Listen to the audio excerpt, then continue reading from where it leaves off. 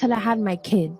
Now that I have my kid, like, I might be this, oh, I'm a boss bitch, da, da, da. But deep down in my heart, I would do absolutely anything to be at home and be like always with my child. There you go. But unfortunately, and have a man protect you. Stop acting like, stop leaving out the man part. Right. Because for you to be home with your child, that means you got a man holding you down, protecting you. And that's what I'm saying. Like, he's right. And that shit's hard. Like, but unfortunately, since I'm by myself, I gotta hustle, you know. Yeah. But I would do anything to have a man like. That's what we saying. That's exactly. God bless you. God bless you for telling the fucking truth. God bless you. You choose Instagram over a man. Yeah, because unfortunately, like, that's a platform where I can make a living off, and nobody's helping me because I don't have that protector yet. You get me? So you don't think a man could provide and protect you? Yeah, but I just haven't found that guy yet. And that's how come women can't just say, "Listen, I want a man," instead of acting like y'all don't want a man and just want to be boss bitch. And this is how the reality hits solo moms. You just saw a woman who's admitting that she regrets not having a man to provide for her and protect her. She says now that she has her child, even though she might be a boss babe or whatever the thinks of herself. Deep down in her heart, she would do absolutely anything possible to be at home and be there for her child. Unfortunately, she doesn't have a man to do all of that, so she can actually be a mother by staying at home and caring for her baby. And now she realizes her mistake. She realizes that feminism led her to this, and that being the boss babe didn't do anything to make her happy in the end. And she turned to the only thing she knew from before, and that's social media and online platforms such as OAF, which allows her instant access to money, but a whole lot of regret later on. So if you're on dating sites, I'm sure you will encounter a lot of women who are now single but have had children with their previous partners. They position themselves as cool and ultra-chic women, but forget to mention that they are looking for a man who can now take care of them and their children for the rest of their lives. They make these stunning profiles with hot pictures of them, trying to seduce guys. And there are thousands of thirsty guys who do fall for them. But they regret it after a while, because these women then start persuading them to get into long-term serious relationships and even marriage. So how does one navigate the world of social media and single women who are also mothers looking for a financially stable guy to care for them? And I'm not saying all of these women have ulterior motives. Some of them are genuinely lovely women who genuinely are relationship material and don't let the financial and emotional baggage of coming with children get attached to the guy. But many of them think in the opposite direction and just want a financial partner more than anything else. I think the best way to handle this is to be really upfront with these women and tell them how you feel about them also being mothers. Like how the guys in the clip you just watched at the beginning of this video did. If it doesn't work for you, you need to tell them and not waste both of your time. If you genuinely like someone who is a mother as well, you need to tell her that you're serious about her and understand that she has children, which is not going to be a problem. However, most men don't do this, and out of love, kindness, morality, or even just ignorance, they end up in serious commitments with such women, and later on realize how they'd been pushed into something that the woman had planned all along. Most importantly, they can't even talk about it, because they get criticized by society for leaving a good woman alone and not helping her through her life. Urban populations have been steadily increasing as a result of female freedom and empowerment. Women often travel with their children from earlier marriages as they begin to leave rural areas for the cities in an effort to become independent. Men in rural areas put a lot of effort into their farms and ranches, so they don't have time to play mind games with or constantly be controlled by women. Women tend to move to the cities so that they can live and work independently, chasing the feminist narrative of being strong, successful, and independent women. Back in the day, men moved from rural areas to the cities to work in factories and earn a living they couldn't find in rural areas.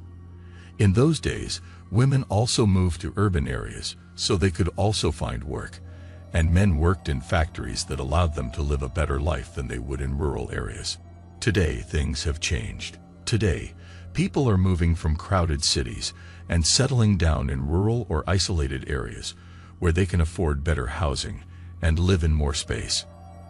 After the pandemic, especially when working remotely became a normal thing to do, many have already moved back to rural areas with basic internet connections and the availability of electricity in order to live more peaceful lives. They've done this to reduce their costs of living, such as utilities and transport, and to be safe from viral pandemics such as COVID-19, which are far more likely to have outbreaks in crowded cities. So now, it is easier for mothers from rural areas to target men who have moved to rural areas for a more peaceful living. This is where men will need to stay vigilant and not be manipulated into marriage with these women, because they will come on strong and push for marriage and the adoption of their children. Modern relationships are like a Game of Thrones. If we look at relationships closely, they are all about power struggles. It's like a Game of Thrones, to be honest. Women tend to use the notions of love to keep men in their control.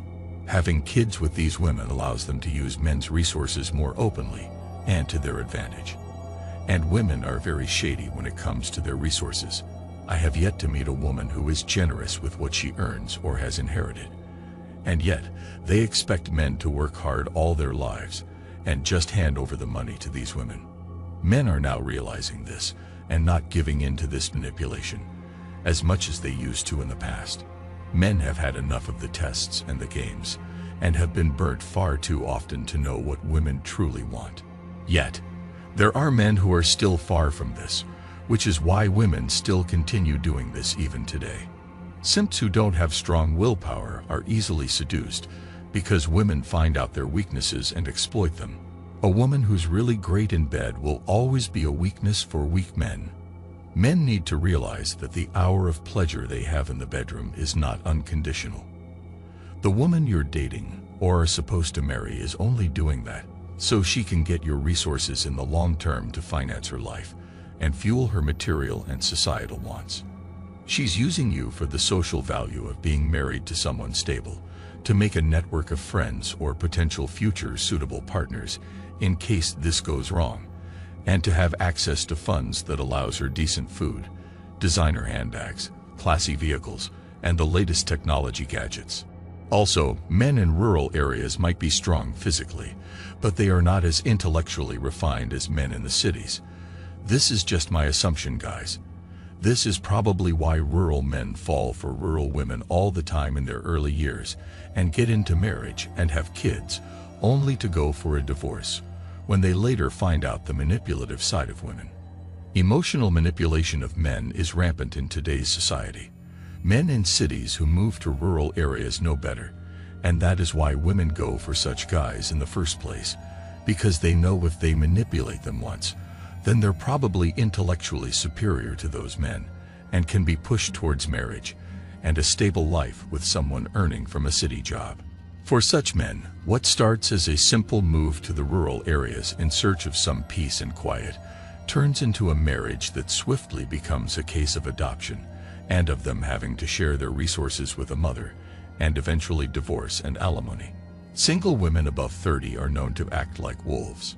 Women are known to live and thrive in packs, so even if rural women who move to the city get into a relationship with men, they eventually try to persuade them to move back to their rural areas so that the women can be closer to their circle and community of women. That makes it easier for the women to manipulate and control their men when they have their tribe of women who have children with their previous husbands around them to constantly tell them what to do next. They can then also be closer to their own families, where they can use their influence in the area through their brothers and fathers. Women from the country and rural areas are somehow easier to get along with.